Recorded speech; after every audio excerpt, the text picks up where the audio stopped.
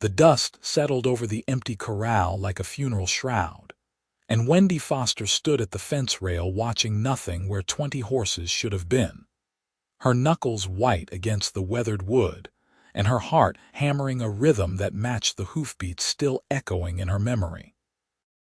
3 days had passed since the Comancheros swept through her ranch outside Tucumcari, New Mexico, and those 3 days felt like 3 lifetimes of grief compressed into moments that stretched endlessly forward into a future she could no longer imagine. The year was 1878, and the territory was still raw and dangerous, a place where fortunes could be built or destroyed in a single night, where hope was as fragile as morning dew under the merciless desert sun.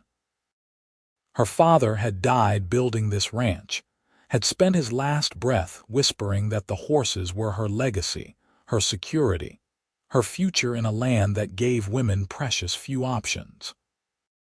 Now they were gone, stolen by men with dead eyes and loaded rifles, men who had laughed as they drove her life's work across the horizon while she hid in the root cellar with her foreman's widow, Clara, who had pressed a hand over Wendy's mouth to keep her from crying out and getting them both killed. 20 horses representing 5 years of careful breeding, of training, of pouring every dollar and every drop of sweat into building something that mattered. Gone. She was 23 years old and felt ancient. The ranch house behind her needed repairs she could not afford. The hands had scattered after the raid, frightened men who knew that Comancheros did not stop at theft, that they sometimes came back. Only old Miguel had stayed, and he was 70 if he was a day, his hands too gnarled with arthritis to be much use with anything but advice. Clara had left yesterday morning, heading back to her sister's place in Santa Fe, and Wendy could not blame her. What was there to stay for? An empty corral and a woman too stubborn to admit she was beaten. The sun was setting behind the mesas, painting the sky in shades of orange and purple that hurt to look at, because they were so beautiful, and beauty felt obscene in the face of her loss. She had not cried yet. Something inside her had gone hard and cold, like a creek freezing over in winter, and she wondered if she would ever thaw, if she would ever feel anything again except this hollow ache that had replaced her ribs. She heard the horse before she saw the rider, the steady clip-clop of hooves on the hardpack road that led from town. Wendy did not turn around. Probably someone from Tucumcari coming to offer worthless sympathy, or to suggest she sell what was left and move back east where a woman belonged. She had heard that particular sermon a dozen times in the past 3 days from well-meaning townspeople who could not understand that she had nowhere back east to go, no family waiting with open arms, no trust fund to cushion her fall. Miss Foster. The voice was deep and careful, the kind of voice that thought before it spoke. She turned reluctantly and found herself looking at a man on a dusty bay gelding, a man she did not recognize. He was perhaps 26 or 27, with dark hair that needed cutting and gray eyes that seemed to take in everything without judgment. He wore the practical clothes of a working cowboy, denim and leather weathered by sun and use, and he sat his horse with the easy grace of someone who had been born in the saddle. "That's me," she said, and her voice came out rougher than she intended. "If you are here about buying the land, the answer is no." He shook his head slowly. "Name's Daniel Emerson. I am here about your horses." Something flickered in her chest, something that might have been hope if she allowed herself to feel it. She crushed it down ruthlessly. "They are gone. If you came to buy one, you are 3 days too late." "I know they are gone," he said, and he swung down from his horse with a fluid motion that spoke of years of practice. "I know who took them, too. Comanchero band led by a man named Salazar. They have been working this territory for 6 months, hitting ranches from here to the Texas border." "That's wonderful information. Wendy said bitterly. "Should I write them a thank you note?" Daniel Emerson did not smile, but something softened in his eyes. "I track horses for a living, Miss Foster. Stolen horses, specifically. I work for a group of ranchers who pool resources to go after thieves. Your neighbors in the Cattlemen's Association hired me 2 weeks ago when Salazar hit the Morrison place down south." Wendy felt her breath catch. "You track them." "I do." "And then what?" "You ask them nicely to give them back." Now he did smile, just a flicker at the corner of his mouth. "Not exactly. I take them back, by force when necessary, which it usually is." She stared at him, trying to read his face, trying to determine if he was a fool or a liar or something else entirely. "Alone. I have partners when I need them. For this job, I have 3 good men waiting in Tucumcari. We leave at dawn tomorrow." He paused, his gray eyes steady on hers. "I wanted to see the place, see what was taken, get a description of the horses." "Why?" The word came out sharp. "You already know what Comancheros look like. What difference does my ranch make?" Daniel was quiet for a moment, and then he said something she had not expected. "Because you lost something that mattered. Because your father spent his life building this place, and you deserve better than to watch it die. Because those horses are yours, and stealing them was wrong." Wendy felt something crack inside her chest, the ice giving way just a fraction. She turned away quickly so he would not see her face. "They are Morgans mostly," she said, and her voice was almost steady. "Strong stock, good temperament. A few quarter horses mixed in. The lead mare is called Duchess, black with a white star. If you find her, you will find the herd." "Duchess," he repeated, as if committing it to memory. "How many hands?" 15. Smart as they come. "My father bought her from a breeder in Vermont and had her shipped by rail. Cost him 6 months' profit." She swallowed hard. "She was pregnant when they took her." Daniel nodded. "I will find her," he said, and it was not a boast or a promise, just a statement of fact as certain as sunrise. "You cannot promise that." "No," he agreed, "but I can try, and I am very good at what I do." She wanted to believe him so badly it physically hurt, but hope was dangerous. Hope would destroy her if she let it take root and then failed. "What do you want from me?" "Money. Because I do not have any. That is why I needed those horses." "The association is paying my fee," Daniel said. "I do not need your money. I just need information and permission to bring your horses back here when I find them." "If you find them." "When?" he said quietly, and there was steel underneath the gentleness. Wendy turned to face him fully, this stranger who had ridden into her dying ranch with impossible words and steady eyes. The sunset cast long shadows across his face, and she realized that he looked tired, the kind of bone-deep weariness that came from seeing too much and sleeping too little. "Why do you do this?" she asked. "Track horses for other people." He was silent for a long moment, and she thought he might not answer. Then he said, "My family had a ranch in Texas. Comancheros burned it when I was 17, killed my parents, my younger brother. Took the horses and left us with nothing but ashes." His voice was flat, empty of emotion, which somehow made it worse. "I could not save them, but I can do this. I can stop it from happening to someone else, or at least make it right after it does." Wendy felt tears sting her eyes, the first since the raid.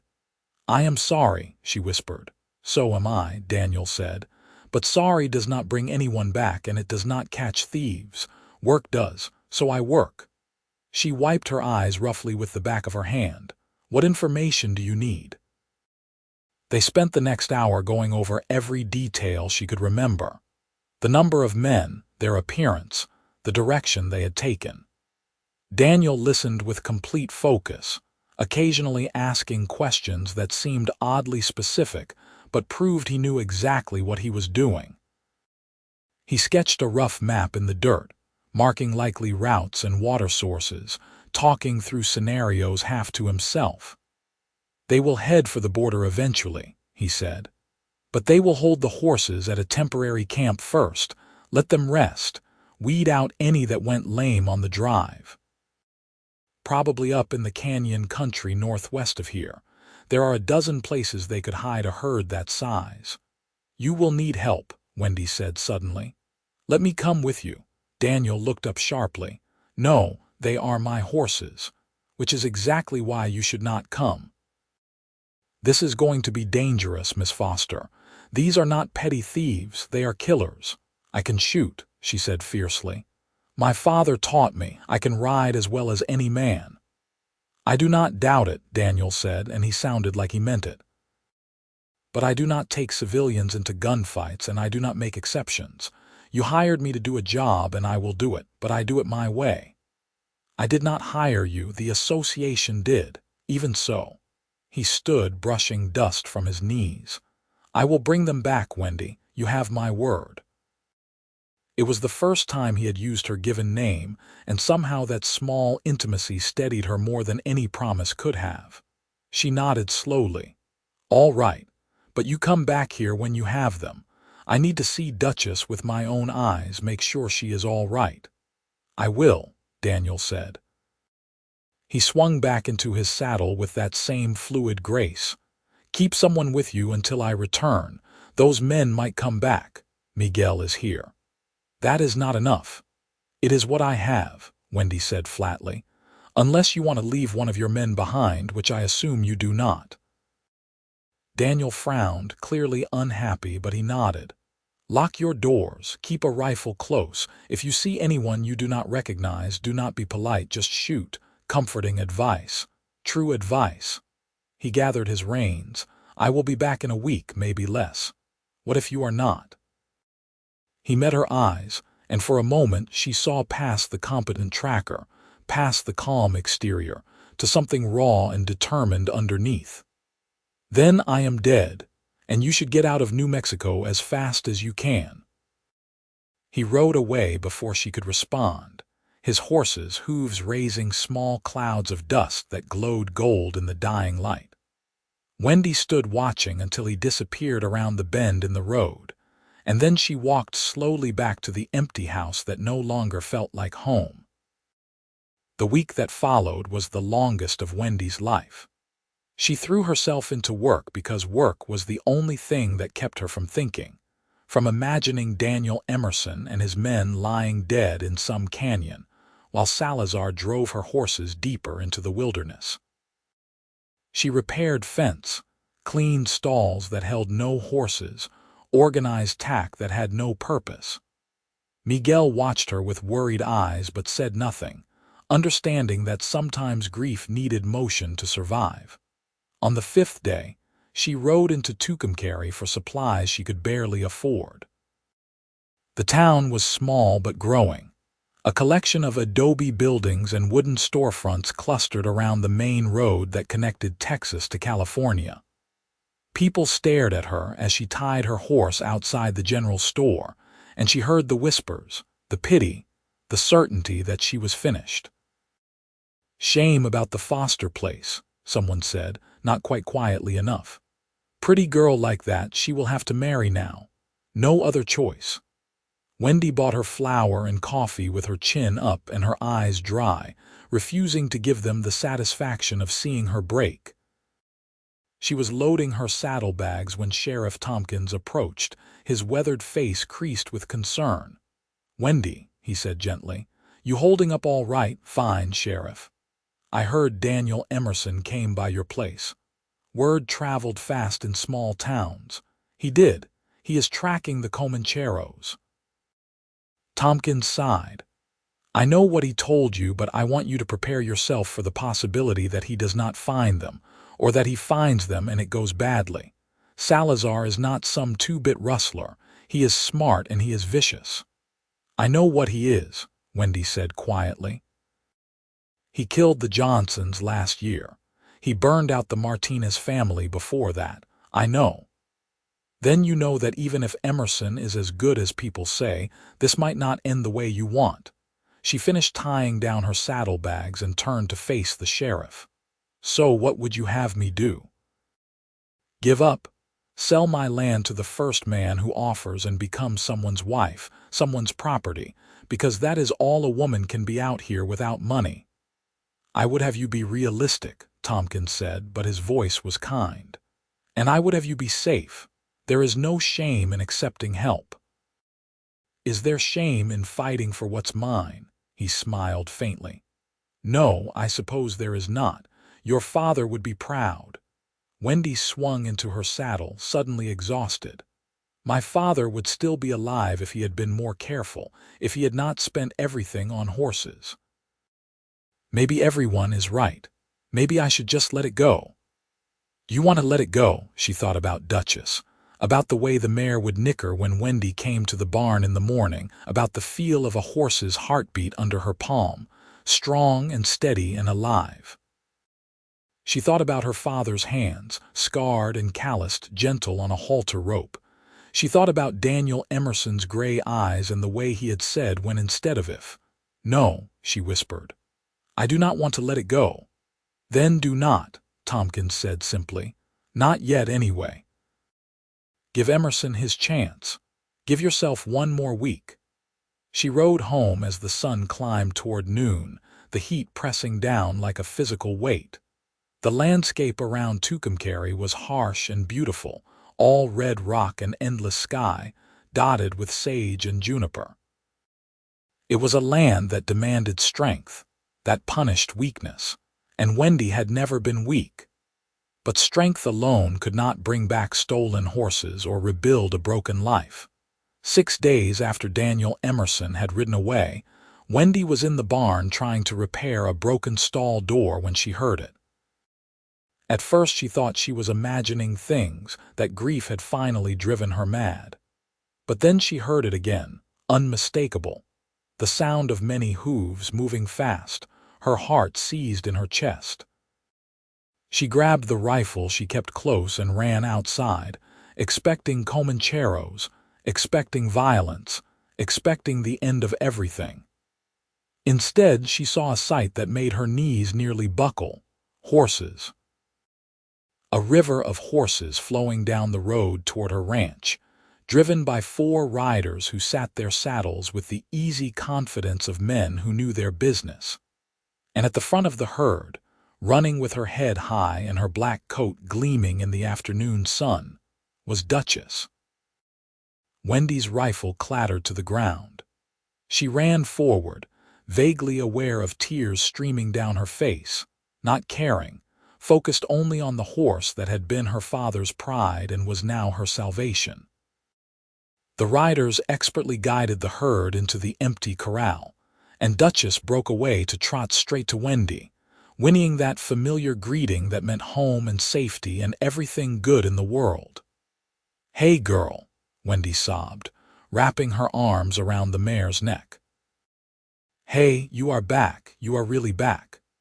Duchess nuzzled her shoulder, blowing soft breaths into her hair, and for a moment the world narrowed to just the two of them, woman and horse, reunited against the odds. Then Wendy became aware of someone standing nearby, and she looked up through her tears to see Daniel Emerson watching her with an expression she could not quite read. "You found her," she said stupidly. "I said I would." His voice was rough with exhaustion, and now that she really looked at him, she could see that he was covered in dust and sporting a bruise along his jaw. There was a makeshift bandage around his left forearm, and he moved stiffly, like someone favoring bruised ribs. "You are hurt." "It is nothing serious. Salazar was not happy about giving up the horses. Did you?" She could not quite finish the question. "He is dead," Daniel said flatly. "So are 2 of his men. The rest scattered. They will not be a problem anymore." He paused, then added more gently, "It was a clean fight. They had their chance to surrender." Wendy nodded, unable to feel anything except gratitude. Miguel had emerged from the house and was staring at the horses with tears in his ancient eyes. The other 3 men, Daniel's partners, were systematically checking each horse, looking for injuries, making sure the herd was complete. "All 20, she asked. "All 20, Daniel confirmed. "A couple of minor cuts and scrapes, but nothing serious. Duchess is fine. The foal she is carrying is fine. You got lucky, Wendy. They had not had time to sell any of them yet." She turned to look at the corral, at her horses milling and settling, at the future she had thought was lost now returned to her. "Lucky," she repeated. "Is that what this is?" "What would you call it? A miracle?" She looked up at him. "Thank you. I do not have words big enough, but thank you." Daniel's expression softened. "You are welcome. Your father built something worth saving. I am glad I could help." One of the other men called out, something about needing to secure the water trough, and Daniel excused himself to help. Wendy watched him work, this stranger who had ridden into her life and pulled her back from the edge of despair. She noticed the way he moved despite his injuries, careful but competent, and the way his men clearly respected him, following his quiet directions without question. They stayed through the evening, making sure the horses were properly settled, that nothing had been overlooked. Wendy insisted they stay for dinner, and Miguel produced a surprisingly good meal considering their limited supplies. They ate at the battered table in the kitchen, and gradually the men's stories came out. Tom had been tracking since he was 15. Jack had lost his wife to cholera and found purpose in hard riding and harder work. Sam was young, barely 20, but good with horses and better with a rifle. And Daniel, when pressed, told stories that were carefully edited but still revealed a sharp intelligence and a dry sense of humor that surprised her. He asked about her father, about how she had learned horses, and he listened like her words mattered, like her experiences were valuable. It had been so long since anyone had listened to her that way. When the meal was finished and the men were preparing to head back to Tucumcari, Daniel lingered. "I will come back in a few days to check on the herd," he said. "Make sure there are no delayed injuries or complications." "You do not have to do that. I want to." He met her eyes and something passed between them, a connection that felt both fragile and inevitable. "Besides, you will have questions about managing them after what they went through.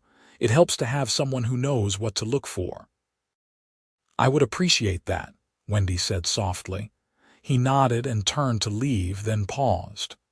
"You did good, holding things together while they were gone. That takes a different kind of strength."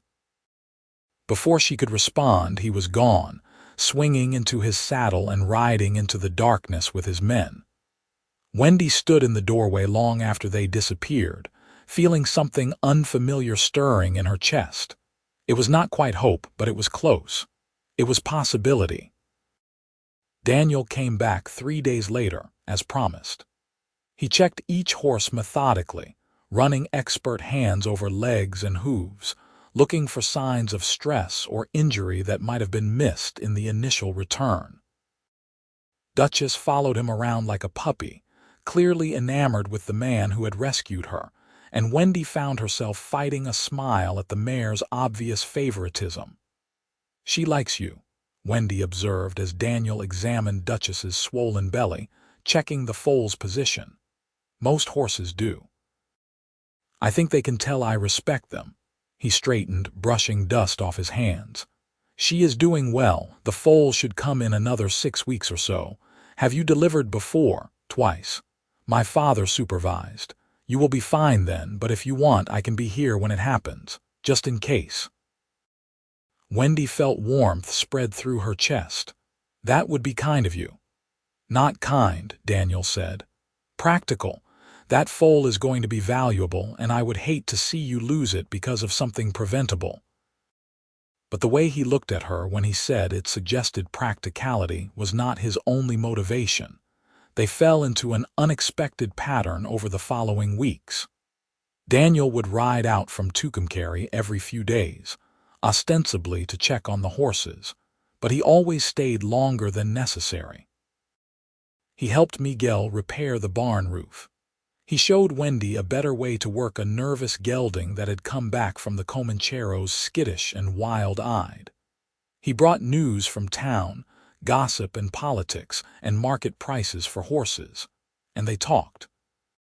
Sitting on the porch after the work was done, watching the sun set over the mesas, they talked about everything and nothing. Daniel told her about growing up in Texas, about learning to ride before he could walk, about the brother who had been killed and the guilt that never quite faded. Wendy told him about her father's dreams, about the loneliness of being a woman in a man's world, about the fear that had lived in her chest since the raid. "I keep thinking they will come back," she admitted one evening. "I wake up in the night and I am certain I hear hooves, and I grab the rifle and run outside and there is nothing there, just shadows and silence." "That is normal," Daniel said quietly.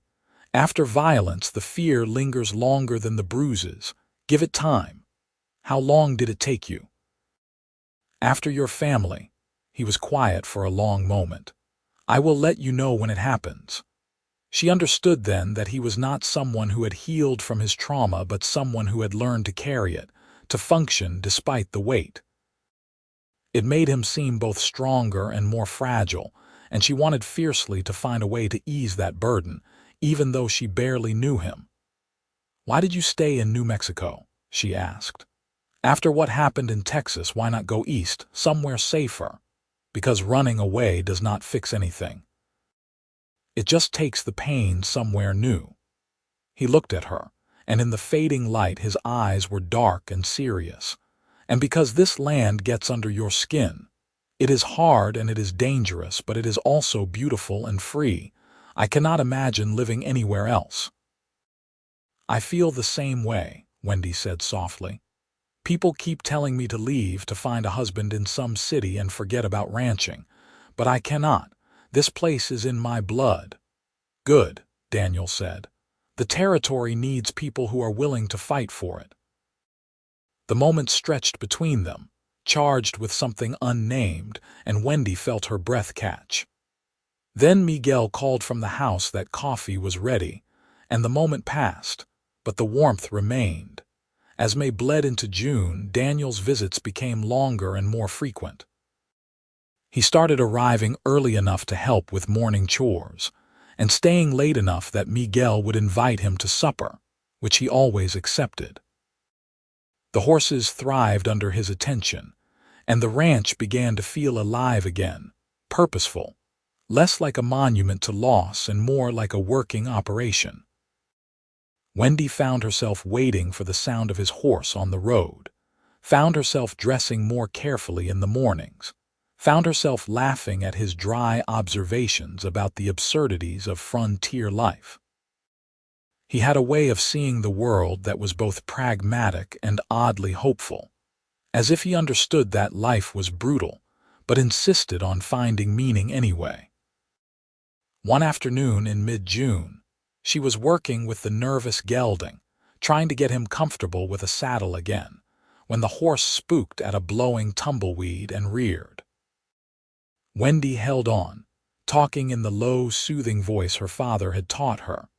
But her foot slipped, and she went down hard, the horse's hooves flashing dangerously close to her head. Then Daniel was there, moving faster than she thought possible, grabbing the horse's halter and pulling him back, putting his body between Wendy and danger. "Easy," he said firmly to the horse. "Easy now. Nobody's going to hurt you." The gelding settled, blowing hard, and Daniel handed the lead rope to Miguel, who had come running from the barn. Then he knelt beside Wendy, his hands surprisingly gentle as he checked her for injuries. "Did he get you?" "No," she said breathlessly. "Just knocked the wind out of me." His hands were on her shoulders, her arms, checking for breaks with professional efficiency, but his face was pale and his jaw tight. "You could have been killed. But I was not. Wendy." Her name was almost a prayer. "You cannot be reckless like that." "I was not being reckless. I was working my horse. He is not ready for a saddle yet. Anyone could see that." "Then tell me what I should do," she said, frustration making her sharp. "Tell me how to run my ranch, how to train my horses, how to live my life. Everyone else does." Daniel sat back on his heels, and she saw the moment he consciously controlled his temper. "I am not trying to tell you how to live. I am trying to keep you alive." "Why?" The word burst out before she could stop it. "Why do you care so much? You did your job. You brought back the horses. The association paid you. You do not owe me anything, Daniel Emerson." He stared at her, something raw and unguarded in his expression. "No," he said quietly. "I do not owe you, but I care anyway, and if you cannot figure out why, then you are not half as smart as I thought you were." Wendy's heart was hammering. "Tell me anyway." "Because you are stubborn and capable, and you refuse to give up even when you should. Because you love these horses the way I do, like they are not just property but partners. Because when you smile, which you do not do nearly often enough, it feels like the sun coming out." He paused, his gray eyes locked on hers. "Because I have been falling in love with you since the day I rode onto this ranch and saw you standing at that fence rail like you were made of iron and heartbreak, and I cannot seem to stop." The world narrowed to his face, to his words hanging in the air between them. Wendy could not breathe, could not think, could only feel the truth of what he had said settling into her bones. "I am falling in love with you too," she whispered. "I did not mean to. I did not want to. But you kept coming back, and you kept seeing me, really seeing me, and I could not help it." Daniel reached out slowly, giving her time to pull away, and cupped her face in his calloused palm. "Can I kiss you?" "Yes," she said, and it came out half sob, half laugh. His lips were gentle on hers, careful, as if she were something precious that might break. Wendy leaned into the kiss, into him, and felt something inside her chest unlock, some part of herself she had kept frozen since the raid finally warming back to life. When they pulled apart, she was shaking. "I am terrified," she admitted. "Of this, of us, of losing something else I love." "So am I," Daniel said honestly. "But I think being terrified together might be easier than being terrified alone." She laughed, and it turned into tears, and he held her while she cried, finally releasing the fear and grief she had been carrying for so long. Miguel watched from the barn with a satisfied expression, and decided that coffee could wait. The courtship that followed was conducted in stolen moments between work and survival. Daniel still had tracking jobs that took him away for days at a time, but he always came back to Wendy's ranch, to Wendy herself, with a single-minded determination that made her feel cherished in a way she had never experienced. He brought her small gifts, practical things mostly. A new bridle for Duchess, a book about horse breeding he had found in Santa Fe, wildflowers picked on the trail. Wendy cooked for him, mended his shirts when they tore, listened to his stories of the trail, and gave him the soft domestic comfort he had been missing since his family died. They worked side by side in companionable silence, and they sat on the porch in the evenings with her head on his shoulder, talking about futures that might actually be possible now. When Duchess went into labor on a hot July night, Daniel was there as promised.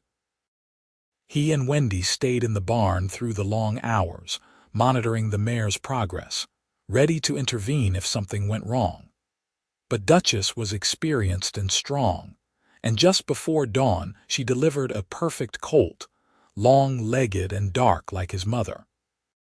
"He is beautiful," Wendy breathed, watching the colt struggle to his feet on wobbly legs. "He is," Daniel agreed, but he was looking at Wendy, not the horse. She caught his gaze and smiled. "What? Marry me?"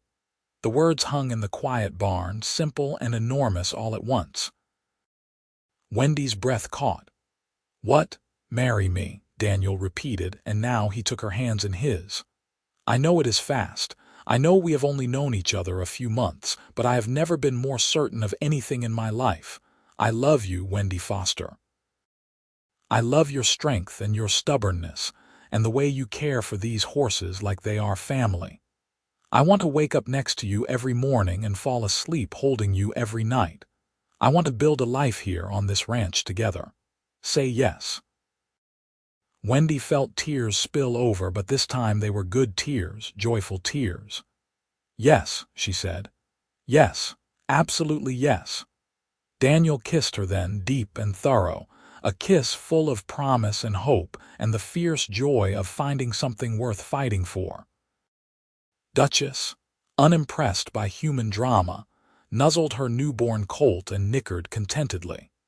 They were married in August in Tucumcary's small church, with Miguel giving Wendy away and half the town in attendance. She wore a dress borrowed from the minister's wife, simple but pretty, and Daniel wore his best shirt and looked at her like she was the most beautiful thing he had ever seen. When the preacher pronounced them husband and wife, Daniel kissed her with enough enthusiasm to make the congregation laugh, and Wendy felt happiness so intense it was almost painful.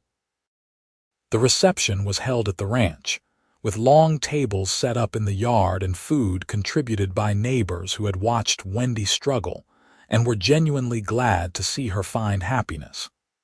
There was music and dancing and toasts that ranged from heartfelt to hilarious. Sheriff Tompkins gave a speech about stubborn women and smart men who knew when to follow their hearts. Miguel cried openly and blamed it on dust. As the sun set and the party wound down, Daniel pulled Wendy away from the crowd and led her to the corral where her horses stood peacefully in the twilight. "I have something for you," he said. "You already gave me a wedding ring. This is different." He handed her a folded piece of paper, and when she opened it, she found a deed. "I bought the Morrison place," he explained. "The one south of here that Salazar hit. They were selling cheap, and I have been saving for years. Combined with your land, we will have one of the biggest ranching operations in the territory." Wendy stared at the deed, then at her husband. "Daniel, this is too much." "It is not enough," he said seriously. "You lost so much to those Comancheros. I cannot give you back your father or the time you spent afraid, but I can give you this. I can give you security and partnership and a future that is bigger than either of us could build alone." She threw her arms around his neck and kissed him hard. "I love you," she said fiercely. "I love you so much." "Good," he murmured against her lips, "because you are stuck with me now." The first years of their marriage were not easy, but they were good. Daniel continued tracking occasionally, jobs that could not be refused or paid too well to turn down, but he always came home to Wendy and the ranch they were building together. She proved to have her father's gift for breeding horses, and word spread that Foster Emerson stock was strong and reliable. They expanded the herd carefully, bought a few cattle to diversify, hired hands as they could afford them. Wendy got pregnant in the spring of their second year, and Daniel was so anxiously attentive that she finally had to tell him she was growing a baby, not made of glass. Their son was born in December of 1880, a healthy, squalling boy with his father's gray eyes and his mother's determination. They named him Thomas after Wendy's father. The night Thomas was born, Daniel held his son with shaking hands and cried. "I never thought I would have this," he said quietly. "A family again. A home. I thought that part of my life was over." "It is just beginning," Wendy said, exhausted but radiant. "For both of us." Thomas was followed by a daughter 2 years later, Eleanor, who had her mother's dark hair and her father's calm temperament. The children grew up surrounded by horses and wide open spaces, learning to ride almost before they could walk, soaking up their parents' love for the land and for each other. The ranch thrived. By 1885, they were running 200 horses and had built a reputation that stretched from Texas to California. They added onto the house, built a proper barn with room for breeding stock, hired a foreman so Daniel could finally stop taking tracking jobs and focus entirely on the ranch. Life was full and busy and infinitely precious. Sometimes, in quiet moments, Wendy would think back to that day 7 years ago when she had stood at the fence rail watching nothing where her horses should have been, certain that her life was over. She thought about the despair that had hollowed her out, the certainty that hope was a luxury she could no longer afford. And then she would look at Daniel teaching Thomas how to gentle a yearling, or Alina squealing with delight as Duchess let her sit on her broad back, and she would feel overwhelming gratitude for the second chance she had been given. Daniel caught her watching one afternoon and came over, sliding an arm around her waist. "What are you thinking about, the raid?" she said honestly. "About how losing everything led to finding you."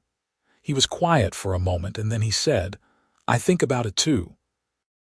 About how close I came to never meeting you.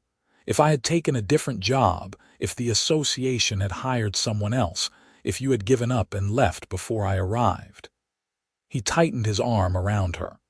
"I am grateful for a lot of things, Wendy, but mostly I am grateful for your stubbornness. For the fact that you refused to quit."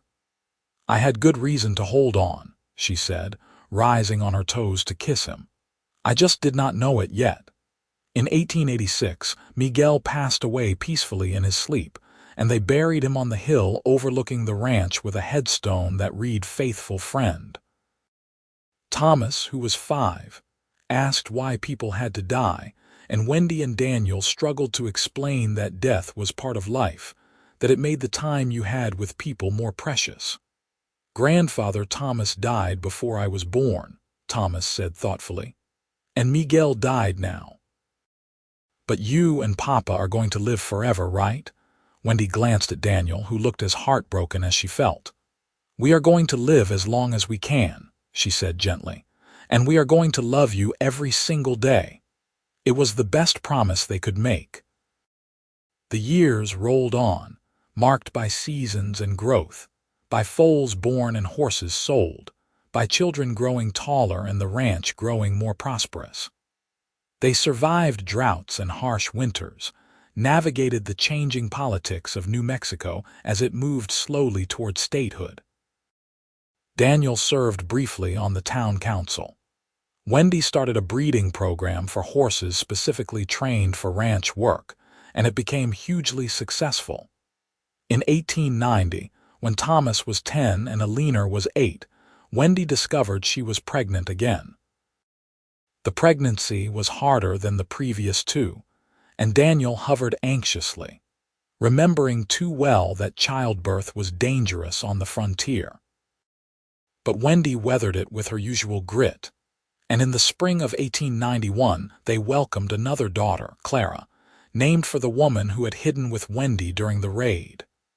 3 is a good number," Wendy said tiredly, holding the baby while Daniel sat beside her on the bed.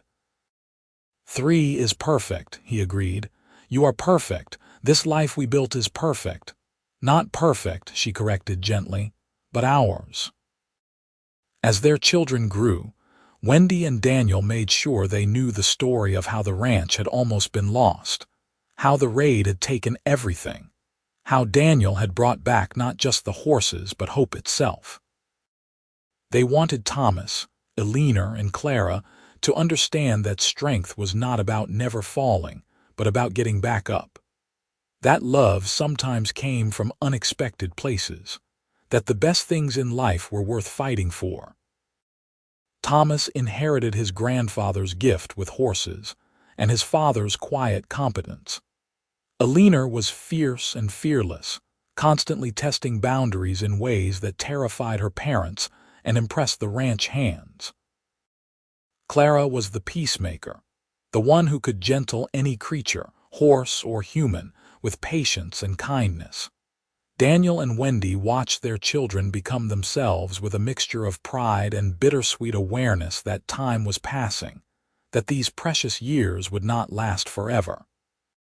But they held on to the moments, the family dinners around the big table, the evenings on the porch with the children sprawled nearby, the early mornings when just the 2 of them would ride out to check the herd as the sun rose over the mesas. "I never get tired of this view," Wendy said one such morning, when they were both in their 40s and the ranch was everything they had dreamed and more. "Neither do I," Daniel said, but he was looking at her, not the landscape. She caught his gaze and smiled, the kind of smile that held decades of shared history, of challenges faced together, of a love that had deepened with every passing year. "We did good, did we not? We did better than good," he said. "We built something that will last, something bigger than us." And he was right. The Foster Emerson Ranch became one of the most successful operations in New Mexico, known for quality horses and fair dealing. When New Mexico finally achieved statehood in 1912, Daniel and Wendy were there in Santa Fe for the celebration, still holding hands, still partners in every sense of the word. Their children married and gave them grandchildren, and the ranch passed to Thomas, who ran it with his father's wisdom and his mother's determination. Alina became a teacher in Tucumcari, fighting for better schools and opportunities for all children regardless of background. Clara married a veterinarian and traveled throughout the Southwest, bringing medical care to remote ranches and reservations. On their 30th wedding anniversary, Daniel took Wendy back to the spot where he had first seen her, at the fence rail of the corral that had been empty the day after the raid. Now it was full of horses, strong and healthy, the descendants of Duchess and the herd he had recovered so many years ago. "You remember what you told me that first day?" Wendy asked, leaning into his side. "That you would find them." "I remember everything about that day," Daniel said quietly. "How you looked like you were holding yourself together through sheer will, how you did not cry even though I could see you wanted to, how you were so fierce and so broken at the same time. I was not very welcoming. You were perfect," he said simply. "You were exactly who you needed to be. And I knew even then that you were going to be important to me. I did not understand how much yet, but I knew." Wendy turned in his arms to face him. They were older now, their hair streaked with gray, their faces lined by sun and time. But when she looked at him, she still saw the man who had ridden into her life and given her back her future, who had loved her stubbornly and completely through every challenge. "They took my horses in the raid," she said softly, echoing words that had defined so much of their history. "But you brought them back, and you brought something else too, something I did not even know I had lost." "What was that?" "The ability to believe in tomorrow," she said, "the courage to hope again." Daniel kissed her then, gentle and deep, a kiss that held 30 years of love and commitment and partnership. Around them, the horses moved peacefully in the corral, and somewhere in the distance they could hear their grandchildren laughing as Thomas showed them how to work a rope. The sun was setting over the mesas, painting everything gold and red and impossibly beautiful. "I love you," Daniel murmured against her lips. "Then, now, always." "Always," Wendy agreed, and it was both a promise and a truth, solid as the land beneath their feet and as enduring as the love they had built from the ashes of loss.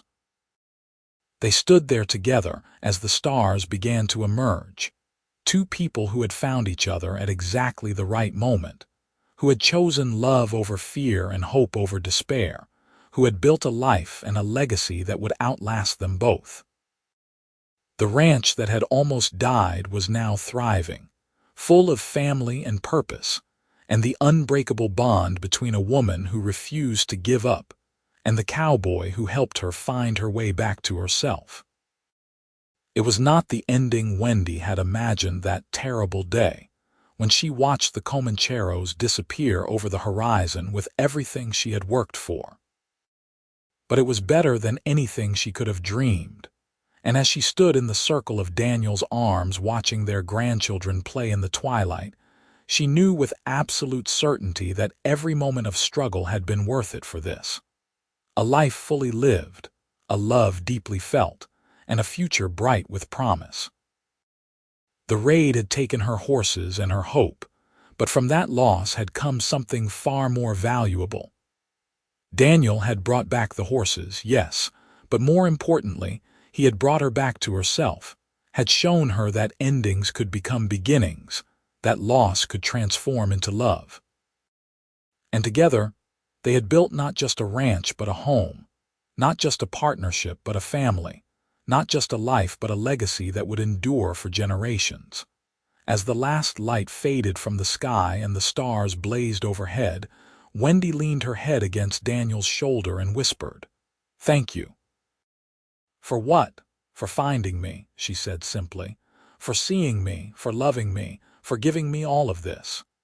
Daniel pressed a kiss to her temple. "You gave me just as much, Wendy. More, probably. You gave me a reason to stop running from the past and start building toward the future. You gave me a home." They walked back to the house hand in hand, their steps perfectly synchronized after decades of walking together. Inside, the lights were warm and welcoming, and they could hear Thomas's voice and the children's laughter. The house that had once echoed with loneliness was now full of life and love, and the particular chaos that came with family. Wendy paused in the doorway, looking back one last time at the corral, at the horses she had nearly lost and then found again, at the ranch that represented everything she and Daniel had fought for. The moon was rising, casting silver light across the landscape, and for a moment she could almost see her father standing by the fence, his weathered face creased in a smile of approval. "He would be proud of you," Daniel said quietly, following her gaze. "Of what you built, who you became." "Of what we built," Wendy corrected. "I could not have done any of this without you." "We were always meant to find each other," Daniel said, and he pulled her close. "The raid, as terrible as it was, brought us together. I do not know if I believe in fate, but I believe in us." "So do I," Wendy said, and she meant it with every fiber of her being. They went inside together, closing the door on the night and opening their arms to the family waiting for them. And if sometimes, in quiet moments, Wendy still thought about that day when everything was lost, she no longer felt the sharp edge of grief. Instead, she felt gratitude for the journey that had brought her here, to this moment, to this man, to this beautiful, impossible life they had created from nothing but determination and love. The horses whinnied softly in the corral, safe and secure under the watchful New Mexico stars. Tomorrow would bring new challenges, new work, new moments to treasure.